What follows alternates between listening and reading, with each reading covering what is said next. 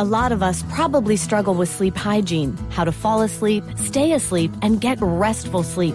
But did you know that improving your sleep hygiene could help improve your overall health? Health Break, a podcast by UPMC Health Plan, dives into this topic with advice and tips you can use from our expert wellness health coaches. Listen now to find out how you can start improving your sleep at upmchp.us/healthbreaksleep. That's upmchp.us/healthbreaksleep.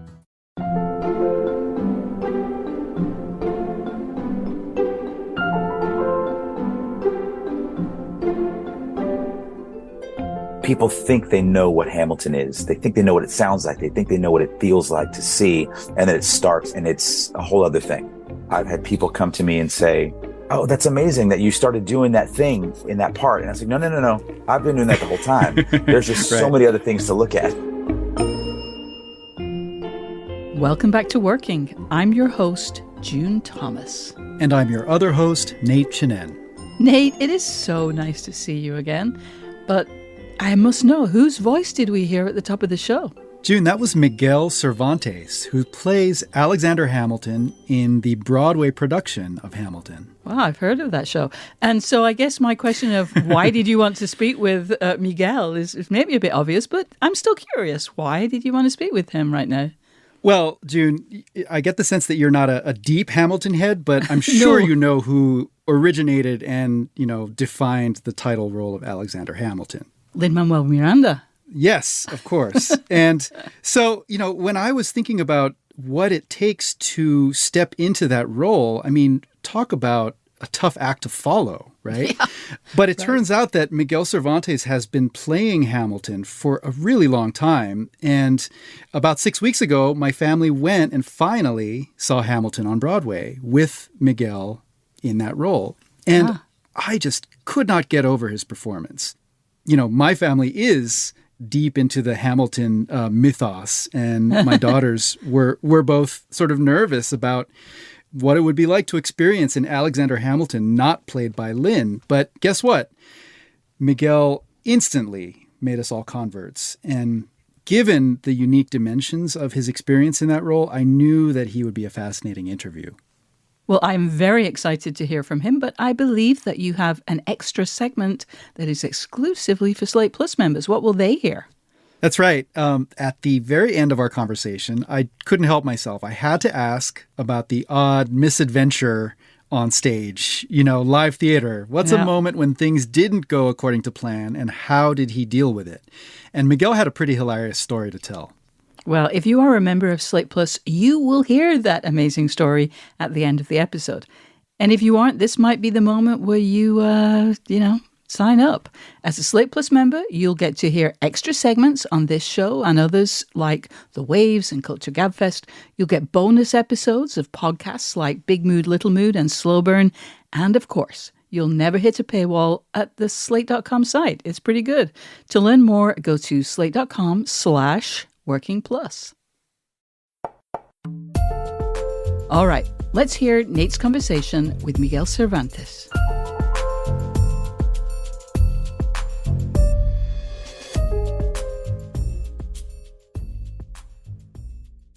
Miguel Cervantes, thank you so much for being on Working to talk about your process.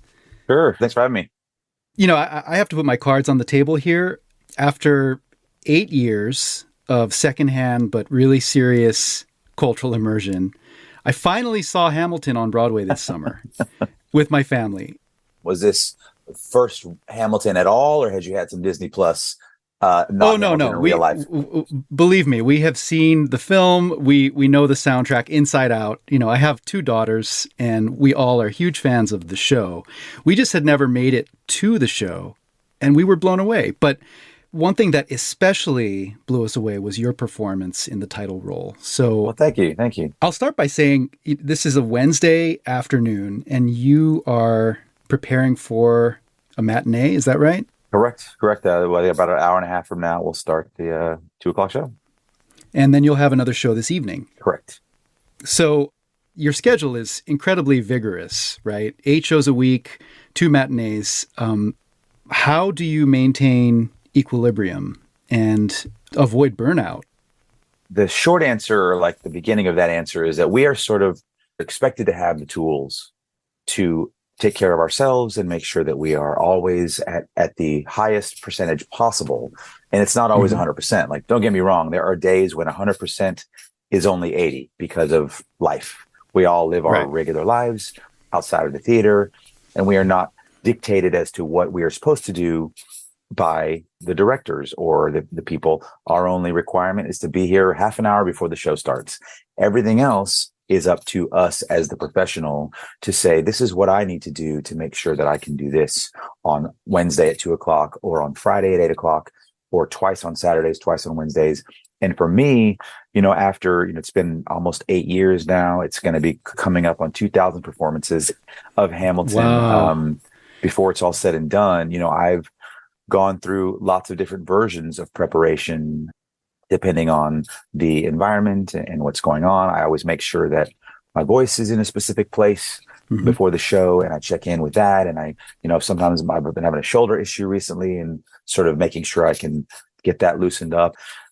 Coffee, lots of water. I learned this is the biggest role I've ever done in my life. Right. And I realized very quickly that water becomes part of your job. It sounds weird, but like, you have to drink water even when you're not thirsty, because the body needs that for doing what we do. But other than that, finding what's going on in that day, and like the other day, there was all the smoke in the air from the Canadian wildfires, and so we had to sort of check in with that. Some days there's more mucus. Some days it's a little more phlegmy. And those are kind of the hurdles that you have to find from one day to the next. And then once you get out there and the dun, you go with whatever percentage you're at and ride the wave. I'm glad that in addition to the vocal element, you mentioned, your shoulder and some of the physical things, because, even having watched the Disney Plus version of this show several times with my family, we were in the third or fourth row. And one of the things that we were not prepared for, although we probably should have known, was just how powerfully kinetic this show is. The choreography is stunning, of course, and all the dancers are amazing. But, when I think about what you do night after night, and sometimes twice a day, that sheer physical exertion, I understand that more now, having seen the show. Yeah, people always talk about that to me. They say, how I can't even imagine doing that again. And I give sort of a, sly answer of like, well, if anyone who does 100 push-ups every day, they're going to get a little easier, right. And that is the case. There is a certain rhythm that I can fall into during the show, and I know where I have to be, and sort of how I can make sure that I'm physically, fit enough to do what I'm asked to do. And you may see another Hamilton sometime, in the future, and it's not as active, or it's a little more still. It's a little less sort of, the energy is in a different place or a different focus. And that's another part of the beauty of this show. But for me, the movement and the kinetic, the dynamic energy on stage is part of who my Hamilton is. And I'm glad you picked up on that. I'm glad that sort of comes through. That makes the sweat a little more worth it. Right. In looking at your background and thinking about your training, I have to mention, you went to Booker T. Washington High School in Dallas. Yeah. I'm a music person, so when I hear that name, I think about Roy Hargrove and Erykah Badu and Norah Jones.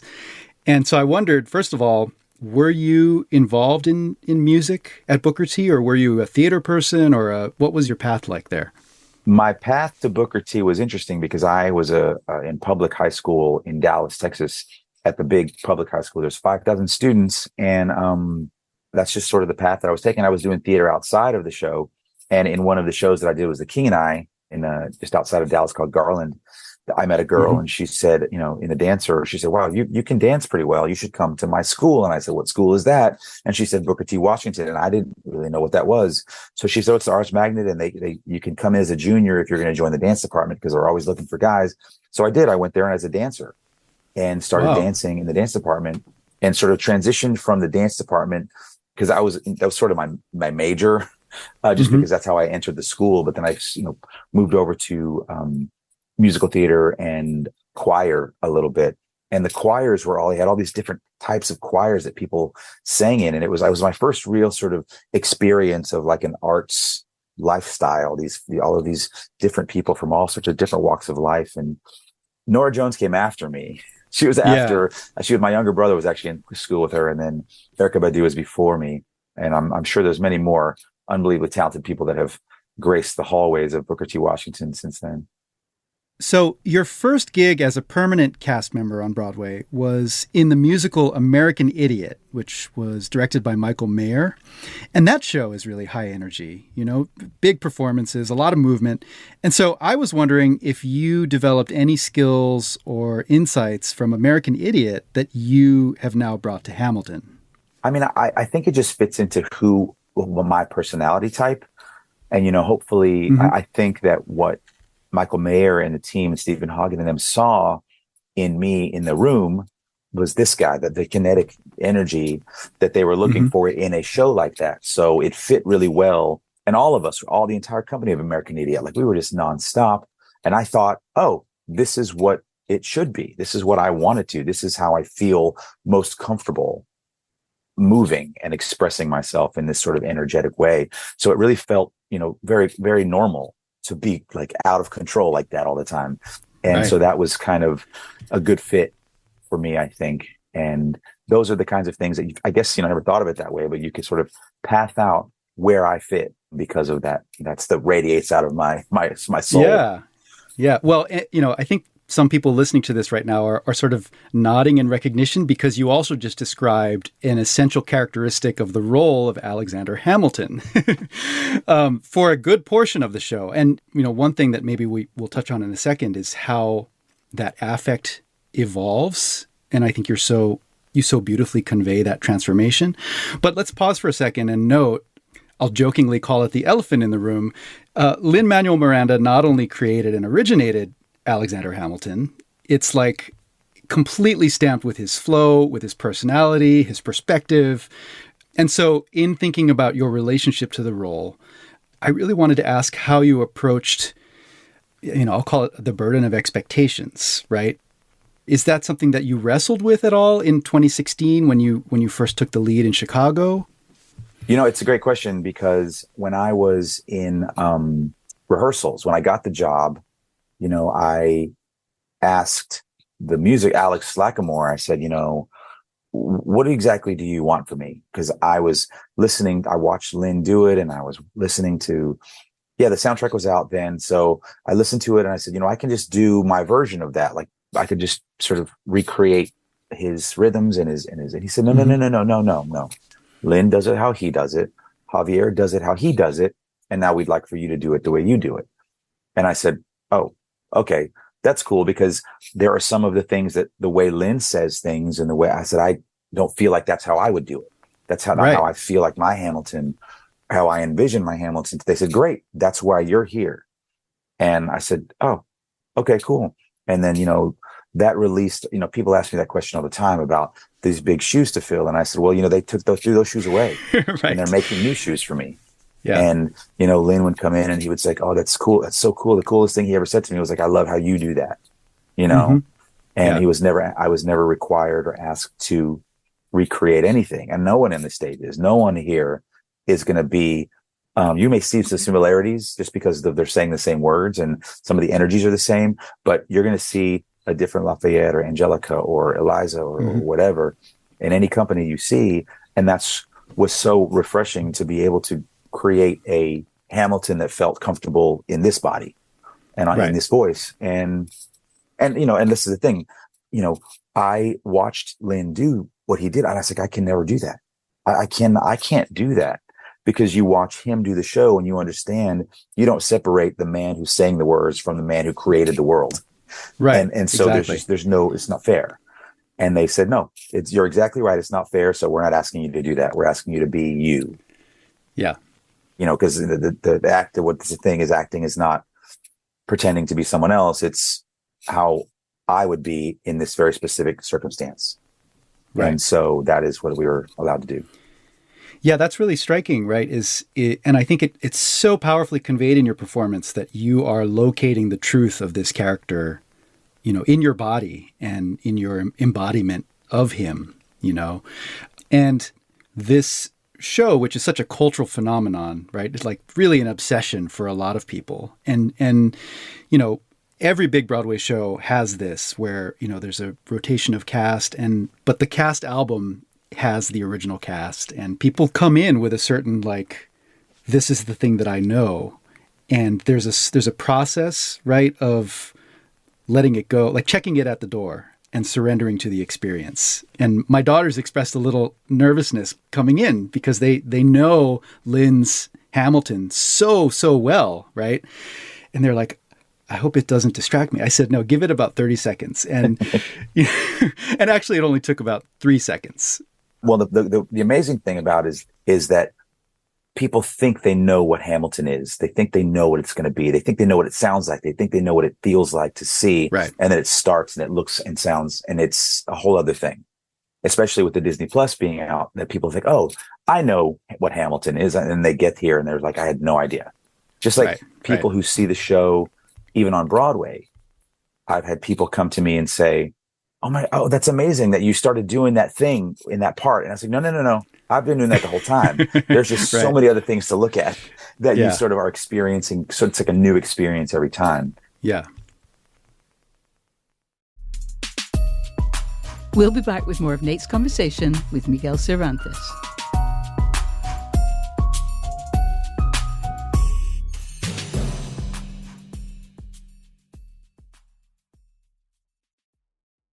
This podcast is brought to you by Progressive Insurance. Whether you're driving, cooking, or doing laundry, Progressive knows the podcasts you listen to go best when they're bundled with another activity. Much like how their Progressive home and auto policies go best when they're bundled. Having these two policies together makes taking care of your insurance easier and could help you save too.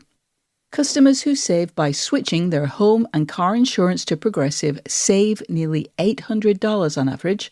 That's a whole lot of savings and protection for your favorite podcast listening activities, like going on a road trip, cooking dinner, and even hitting the home gym. Yep, your home and your car are even easier to protect when you bundle your insurance together. Find your perfect combo. Get a home and car insurance quote at progressive.com today. Progressive Casualty Insurance Company and Affiliates. National average 12-month savings of $793 by new customers surveyed who saved with Progressive between June 2021 and May 2022. Potential savings will vary. At the end of your first year, Discover credit cards automatically double all the cash back you've earned. That's right. Everything you earned doubled. All the cash back from eating at your favorite soup dumpling restaurant doubled. All the cash back from that trip where you sort of learned to snowboard also doubled. And the best part, you don't have to do anything ridiculous to get it. Nope, Discover does it automatically. Seriously though, see terms and check it out for yourself at discover.com/match. Listeners, we want to hear from you. Every other Thursday on Working Overtime, we answer listener questions. So please tell us your creative challenges and let us help you. Drop us a line at working@slate.com. You can also send us a voice memo to that very address or give us a ring at 304-933-WORK. And if you're enjoying this podcast, don't forget to subscribe to Working wherever you get your podcasts.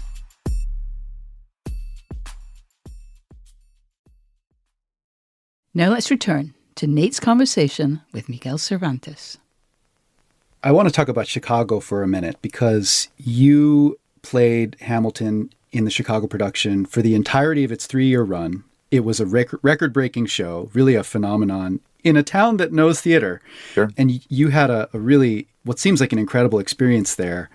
Does that feel like a separate standalone chapter to you, even though you're playing the same character in the same show? Yes. There's no question that experience in Chicago will never happen again, because I will finish here in this building on Broadway, and then some other one's going to take the reins, and they're going to be an amazing Hamilton right after me, and my Broadway story will just be a footnote on the tome of Hamilton Broadway. But that Chicago thing was its own, like, sort of front to back novel. And it involved my family and my children and the city and lots of different groups. And then the Hamilton family that was part of that for me personally. And I think for the city as well. I think for Chicago to have its own little thing. And look, Hamilton's going to be there, I think, in about a month, and it's going to be there for 4 or 5 months. So it's going to be there again, but they will close there and move on to another city. So for that reason, it's a little bit different in how it will be experienced. Yeah, I mean, that seems like a beautiful testament. You know, you mentioned the support that you'd received from the community, and this raises a difficult subject, and, you know, I'll ask, I guess, permission to bring it up. But you and your wife, Kelly, lost a child just as you were taking this role. And I know you've spoken at length about this and been very active in raising money for research and support in the fight against childhood epilepsy. And I just bring this up because starting this role with something so heavy happening in your family, I mean, I struggle to imagine it. And I wanted to ask, it seems like the two things are so connected in your personal life that I just wanted to bring it up. Of course. Thank you. You know, the story of Adelaide, my daughter, and Hamilton, Chicago, like I was saying before, is just unbelievable. They're so connected for our family and for our experience.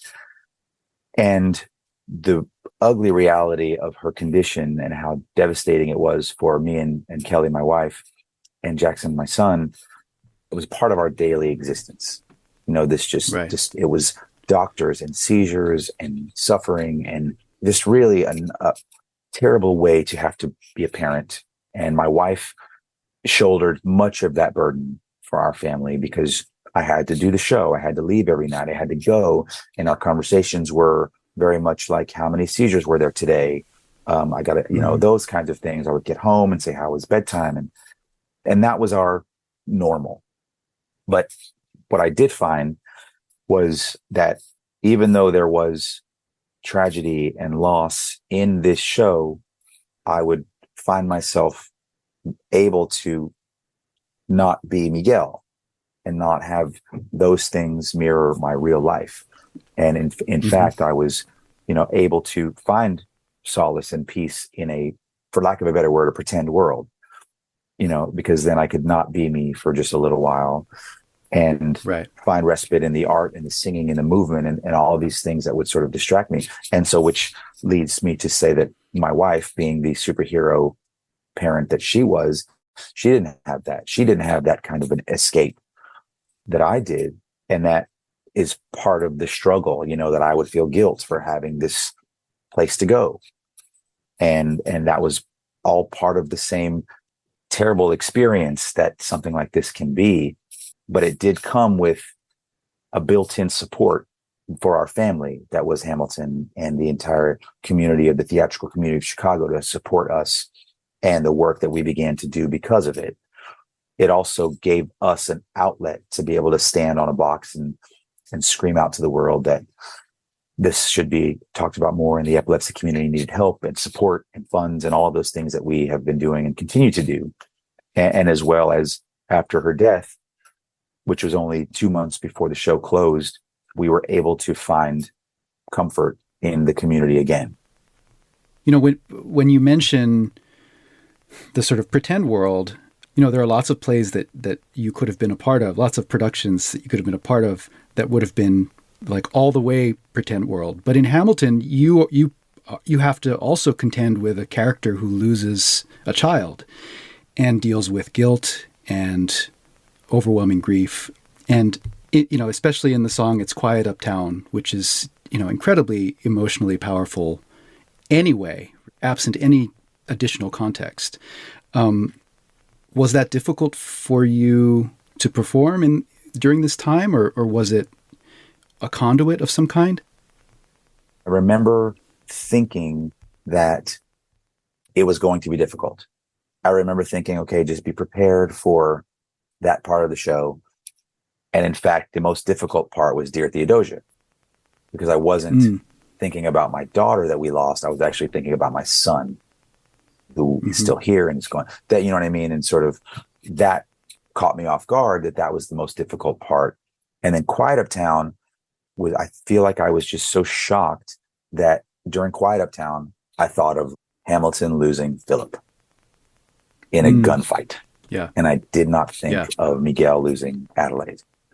And that sort of kept me not only in the moment, but able to focus on my job, and not lose myself. And, listen, the truth of something like this about the show, about Hamilton, anyone who's doing Hamilton, hopefully with a heart and it's not made of stone, is going to feel really big emotions playing this part during Quiet Uptown. It's just human nature. But that was, at that point, that was in 2019. We started in 2016. So I had at that point almost 1,100 go rounds of losing my son on the stage. And so, the edge is dull no matter what. And then it becomes your work, your work as an actor to get into that moment in some way to make sure that there is emotion and that there's realness in whatever way it is, that it's real and it's not put on, it's not pretending, that there is something emotionally real. And whether that means actual tears or not, it's just about being very present in a real way, because like anything else, you do it 1,000 times, it's not going to be as powerful as a sharp emotion. It's kind of a dull feeling that you have to find some real sharpness. Do you think of it almost as a place that you go to in the context of the show? Like a place that you revisit every show? Yeah. I think there are very specific times that I say, think of something right in this moment. But I don't think of my life. So I know there are lots of different strategies for acting and to find an emotional place. But for instance, the minute Philip dies, I think of a father looking at his son dying. You know what I mean? And that pops into a very emotional place. And then I actually have to take my arms and do it in a certain way. And then I have to make sure I have my hand in a certain place. And the logistical things have to kick in too. And so that marriage of finding an emotional connection, whether it's, and every once in a while, I will think of my son at home holding hands with his sister. You know what I mean? Just as a visual to sort of get, and those are the tricks, I guess you can call it. But what I did find after Adelaide's death was that the journey was very close to be able to find a moment. And so I didn't think too hard. I didn't work too hard. I just let myself be, but tried to focus on Hamilton and not on Miguel. And I think that helped to be able to stay in the moment and calm and not lose myself into the emotion, because, I would have my emotional times in other ways, in other places. And at the end of the day, I do have to sing a song.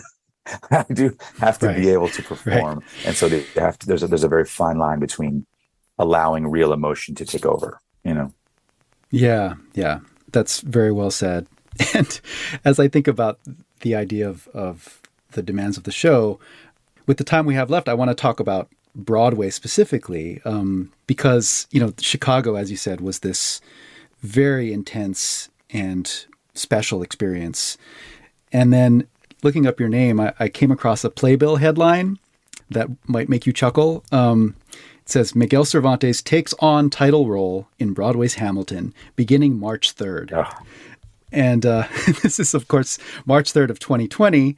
And so reading that, it's almost like standing on the deck of the Titanic, like, oh, what's that dark shape in the, moving towards us. So can you go back to the incredible experience of like the excitement of getting ready to open and then opening, and then very swiftly all of Broadway goes dark and all of New York City grinds to a halt? I mean, what was that like for you? It's a great story, because I tell people that all the time about how my first performance was March 3rd, and I did 10 performances, and we had the educational show on Wednesday afternoon. And then I was getting ready for the second show, and I said, man, this really feels funny. This feels like something is not right. And then at intermission, there was an NBA game that was on the TV up here, and they were canceling it. And I said, I don't know if we're coming back here tomorrow. And, I was so excited, and we had all of these plans, moving my family from Chicago to New York and returning to our life here, and sort of closing that chapter of our lives. Hamilton had closed 6 weeks earlier. We were planning to move our house. We were beginning to move forward after Adelaide's death, and becoming the new version of our family. And I think that all was put to a grinding halt. The Broadway opening was so exciting and then just stopped. And then our life reverts back to our living in Chicago in the home that Adelaide was in. And everybody has their own story of how this was difficult. And that was ours. Ours was going back into this sort of limbo state of grieving parents and watching the world have this terrible experience. And it was really unsettling and unsure and unclear as to what was going to happen.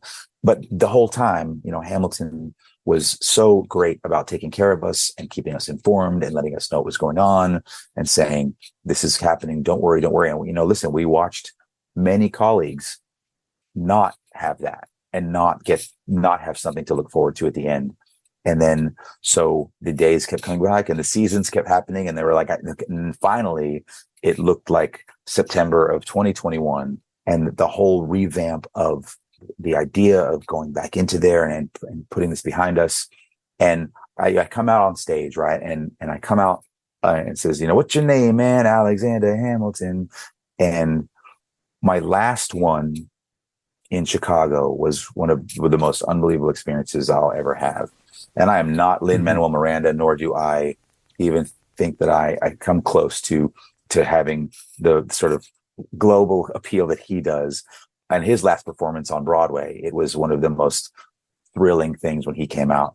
And my last performance in Chicago I got a little piece of what he probably experienced. It was just and it was the city saying goodbye and appreciating the show and us. And it was just we felt it again on that day in September when we walked out there again. Yeah. It was this unbelievable feeling of, sort of relief that we were back in the room. But yes, to go back to what you said, my Broadway return, triumphant return to Broadway was very, very short-lived. It was just put on hold for a little while. Exactly. Well, your performance and your presence in this show is it's unbelievable, and it feels so right, and it's life-sustaining. Anyone who's listening to this who has not yet seen Hamilton or has not seen Hamilton with Miguel as Hamilton, please go out and do yourself a favor. It was a huge highlight for me, and so has this conversation been. So Miguel, thank you again so much for joining us on Working. Well, I'm so happy to be here, and please come check it out. Up next, Nate and I will talk about how repetition and ritual can fuel the creative process. This episode is brought to you by Bank of America. If you own or operate a business, whether it's a local operation or a global corporation, partnering with Bank of America could be your smartest move. By teaming with Bank of America, you'll enjoy exclusive digital tools, award-winning insights, and business solutions so powerful you'll make every move matter. Position your business to capitalize on opportunity in a moment's notice. Visit bankofamerica.com/bankingforbusiness to learn more. What would you like the power to do? Bank of America, N.A., copyright 2023. Want to lose weight, be less stressed, or manage a condition? Prescription for Wellness can improve your health with personalized sessions based on your schedule. Our expert health coaches and care managers use proven techniques. It's free for UPMC Health Plan members and could lead to the results you want. For more information, visit upmchp.us/pfwellness. That's upmchp.us/pfwellness. Nate, that was just a beautiful and moving interview. I think there's a lot to learn from Miguel's responses to pretty much everything that life has thrown at him. But I think my ears perked up particularly when he talked about the notion of using rhythm almost as a template for a performance. After playing a role for more than 2,000 times, it makes sense that muscle memory kicks in. You know, the body is almost on its own track, which can free the mind to focus on whatever it needs to deal with that particular day. But I wonder, is there any equivalent of that in your creative practice? I mean, you're an editor and a writer and a jazz critic. Are there rituals that you use, or even maybe just ingrained habits that help you get to work when the time comes? Oh, yeah, that's a great question. It's also a little bit tricky for me because unlike Miguel, who, you know, reports to the Richard Rodgers Theater every day, knowing what's ahead of him, you know, the details are different for me day to day. You know, there's some days where I'm more focused on editing, or I'm reporting, or, you know, I'm in meetings all day. And as a critic, I also need to make sure that I clear time for focused listening, which can be the very hardest thing. But, you know, your question leads me to a moment back when I was reviewing live music for the New York Times, you know, going out 3 or 4 nights a week and reviewing concerts. I did have a routine of sorts, and I kind of learned the hard way. It really wasn't helpful for me to come straight home from a show with the music still buzzing in my ears and start writing. You know, the signal to noise ratio wasn't right.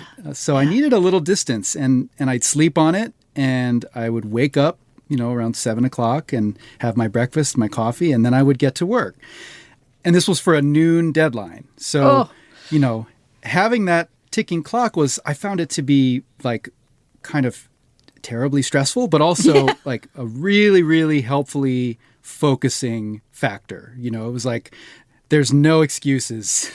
You have no option but to get this thing done.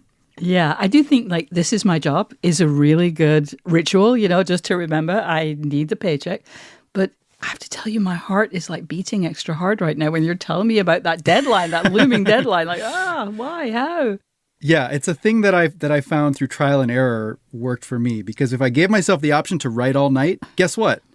I would write all night. Yeah. No, not helpful. No, especially if you had to do it 2 days later or the next day again. Yeah. I'm so glad that you asked Miguel about how he felt about being compared with Lin-Manuel Miranda, if only because he's playing a part that Lin-Manuel Miranda not only wrote and originated, but people have heard that version over and over again. They might have listened to the original cast recording thousands of times and seen the Disney Plus version dozens more, but they're only going to hear Miguel once probably. And I loved his take. Right. I'm not filling his shoes. They took those shoes away. That's a really great attitude, and it's the perfect attitude, I think. But today I have an opportunity to talk with an eminent jazz critic, and it really struck me that, you know, taking over a role, making it your own, that's just a fact of musical theatre. That will happen. You get used to that. Maybe you figure out what you're going to do in that situation. But the jazz standards tradition means that, you know, people hear and maybe judge different artists' performances of the same repertoire.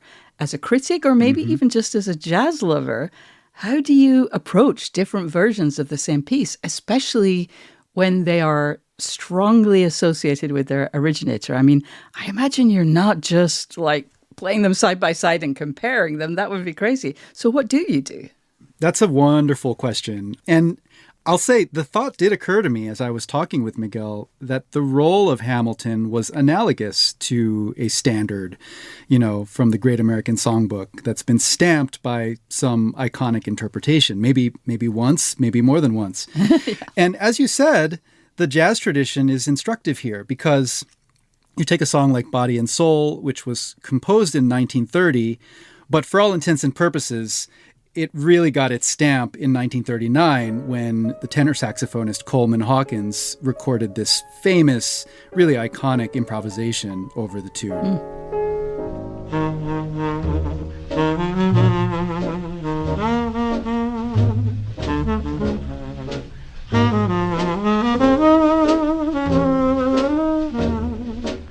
And so, okay, every right-thinking jazz musician who's attempted to play this song since then is in dialogue with his version in some way. There's no option not to be. But, you know, the thing is, that isn't a limiting factor. It's just another layer of meaning. So when I hear a contemporary saxophonist like Joe Lovano playing Body and Soul today,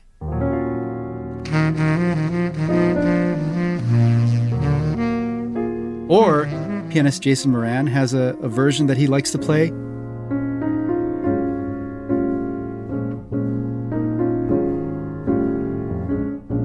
so there's a context, there's a sort of larger context that informs my listening just as it informs the playing.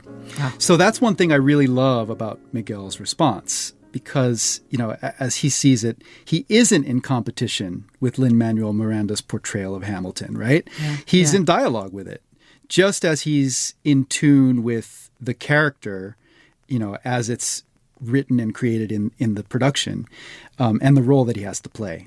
Yeah. He's not doing an impersonation. He's bringing his version of this character and this role, and that's what everybody wants, whether they know it or not, probably. Yeah, exactly.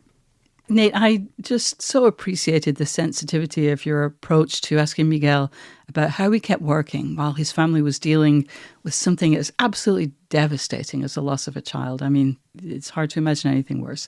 And he talked about finding solace and peace in a pretend world, which felt incredibly powerful. And it strikes me that that's a strategy we can all employ, even when the situation we're seeking relief from is something far less overwhelming. Absolutely. I think art and creative expression can be a solace in so many ways, and that registers differently depending on the person. In the case of Miguel, I was so just utterly moved by the grace that he demonstrated in the face of that devastating loss. And there's a couplet sung by the ensemble in Hamilton's song, It's Quiet Uptown. It goes, "The Hamiltons move uptown and learn to live with the unimaginable." The moments when you're in so deep, it feels easier to just swim down. The Hamiltons move uptown and learn to live with the unimaginable. This just stuck with me, especially sitting in the theater and watching Miguel on stage, in that moment. Yeah. And of course, it's potentially a difficult thing for him. And so, it's clear that his experience in the role of Alexander Hamilton has been interlaced with this personal experience of grief. And the reason that I brought it up is because in this very terrible but meaningful way, the navigation of that emotional territory has been a part of his creative process. Mm-hmm. And so what he said about finding a kind of harbor in the show, even as he worked through this experience, that was incredibly powerful to me. Yeah, for real. Oh, it also strikes me that Miguel's career trajectory has been such a roller coaster, and he seems to have endless things, everything that you mentioned almost. And he seems to have ridden it with remarkable equanimity, but it also must have been absolutely awful to play, 10 performances on Broadway and then be shut down and have no idea what was coming next. Yeah. Mm-hmm. And I have to say, I have several friends who, after long and successful careers in the arts, did not get a chance to go back post-pandemic. It was great to hear that the Hamilton Company was so supportive, but that wasn't always the case. Friends of mine lost jobs because of cuts and downsizing. And I'm curious how the jazz world has recovered. Outsiders like me have a kind of a sense that the genre has been in trouble for years, but I will freely admit that is completely based on ignorance. So please tell me, what's the state of jazz's health these days? June, this may come as a surprise, but the state of our music is strong. I'm going to borrow a presidential cadence there. 5 years ago, I published a book called Playing Changes, Jazz for the New Century. And the sort of central thesis was that the music was in good shape. But it was an argument that I felt I really had to make at the time. And I feel like it's now, to get lofty again, I think this is now a truth that's self-evident. Earlier this month, I was up at the Newport Jazz Festival, which was entirely sold out all 3 days this year. And it had this sort of incredible youthful energy that really gives a person hope. And I've been in the same situation at, I think, almost every post-pandemic club gig that I've attended. Just, the houses are packed. People are really excited to come out again. They're excited about this music and what's happening in it. Yeah. And the artists are doing incredible things. In some cases, the pandemic actually gave the musicians like a really, I won't say welcome, but a really rejuvenating opportunity to get out of the grind of touring and just really like sit with their art and focus and improve, Wow. Yeah. Now, I say all that, I don't want to downplay the hardship of the pandemic. It was awful, and the broader struggle of being a musician trying to make a living in the streaming era. If your initials are not, TS, as in T Swift. These are real and ongoing concerns, right? But to the core of your question, the resilience that I see on the scene, it's so encouraging, and I'm really happy to be able to say that. Oh, well, that makes my heart happy, so that's wonderful to hear. I'm afraid that's all the time we have this week. We hope you've enjoyed the show. If you have, remember to subscribe wherever you get your podcasts. That way you will never, ever miss an episode. And just as a reminder that by joining Slate Plus, you'll get ad-free podcasts, extra segments on shows like Decoder Ring and Big Mood, Little Mood, and you will never hit a paywall on the Slate site. To learn more, go to slate.com/workingplus. Thank you to Miguel Cervantes once again, and to our amazing producer, Cameron Drews. We'll be back next week with Isaac Butler's conversation with writer Dan Hornsby. Until then, get back to work.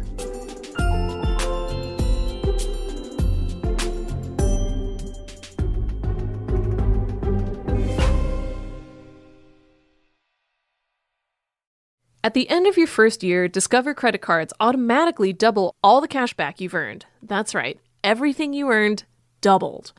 All the cash back from eating at your favorite soup dumpling restaurant doubled. All the cash back from that trip where you sort of learned to snowboard also doubled. And the best part, you don't have to do anything ridiculous to get it. Nope. Discover does it automatically. Seriously though, see terms and check it out for yourself at discover.com/match. Want to feel better, get more exercise, or quit tobacco? Prescription for Wellness can improve your health with personalized sessions based on your schedule. Our expert health coaches and care managers use proven techniques. It's free for UPMC Health Plan members and could lead to the results you want. For more information, visit upmchp.us/pfwellness. That's upmchp.us/pfwellness.